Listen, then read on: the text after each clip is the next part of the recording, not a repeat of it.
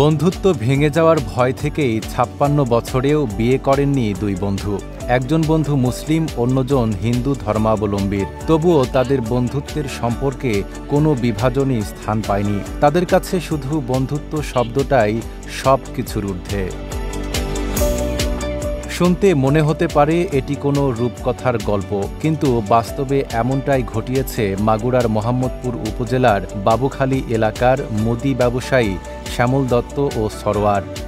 আমরা ছোটকাল থেকে একসাথে মিলেমিশে আসছি। আমাদের মাঝে বিয়ের বয়সও চলে গেছে, এখন প্রায় ৫৫, ৫৬, ৫৭ এরকম বয়স। আমাদের আর এখন বিয়ে থাকার কোনো ইচ্ছা নেই। এখন আমরা দুজন মিলেমিশে আছি, এইভাবেই থাকবো আশা করি। সেইভাবে আমরা চলছি আছি আর কি। একসাথেই ব্যবসা বাণিজ্য তো আছেই, এটাও থাকবে। আর আমরা বন্ধু মিলে আছি, এইভাবেই থাকবো। যখন বিয়ের বয়স ছিল তখন যখন বিয়ে করিনি, এখন বয়সটা হয়ে গেছে, প্রায় ৬০-এর কাছে চলে গেছে বয়স। এখন আরও বিয়ে থায়নি, ওসব চিন্তা ভাবনা করি না।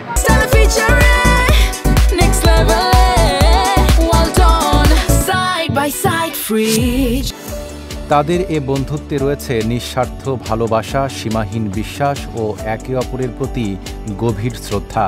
শ্যামল দত্ত নিয়মিত মন্দিরে গিয়ে পূজা করেন, আর সরোয়ার যান মসজিদে নামাজ পড়তে। তবুও দুজনের মধ্যে কোনো দূরত্ব নেই। হিন্দু মুসলমান তো একটু বিদ্বেষ আছেই, ছিলই, আগেও ছিল। সেই বিদ্বেষ অনুসারে আর কি ফ্যামিলিতে, আমার ফ্যামিলিতে চাপ দিতে, তুই এত মুসলমানের ছেলে, মুসলমান থাকতেই তো হিন্দুর সঙ্গে বন্ধুত্ব করলি।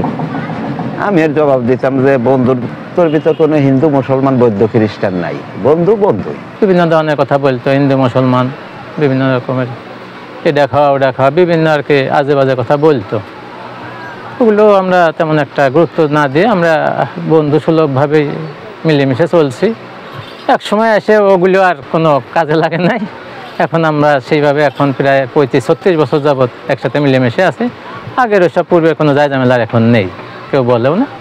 তারাও আমাদের সাথে মিলেমিশে চলে, আমরাও তাদের সাথে মিলেমিশে চলি। দুজনের বন্ধুত্বের শুরু স্কুল জীবনে নবম শ্রেণীতে। এরপর আর কেউ কাউকে ছাড়েননি। চাকরির পেছনে না ছুটে একসাথে ব্যবসা শুরু করেন। সব মানুষের জাত ভেদ ভুলে গিয়ে সবাই এক পক্ষ অপর পক্ষের সাথে দ্বন্দ্ব না করে সবাই মানসিকভাবে মিলেমিশে থাকলে মানে সমাজও ভালো চলে, জাতি ভালো চলে, দেশ ভালো চলে। তাই বলি সবাই মিলেমিশে থাকুক, সবাই সবাইকে ভালো জানুক। তাদের এমন বন্ধুত্বের দৃশ্য দেখে বিস্মিত বাজারের ব্যবসায়ী থেকে শুরু করে এলাকার সাধারণ মানুষ। এলাকাবাসীর কামনা দুই বন্ধুর বন্ধুত্ব অটুট থাকুক আজীবন। ধর্ম বা জাত নয়, মানবতা ও ভালোবাসাই মানুষকে কাছে টানে। এই দুই বন্ধু তার বাস্তব প্রমাণ। Desk report, Dhaka post.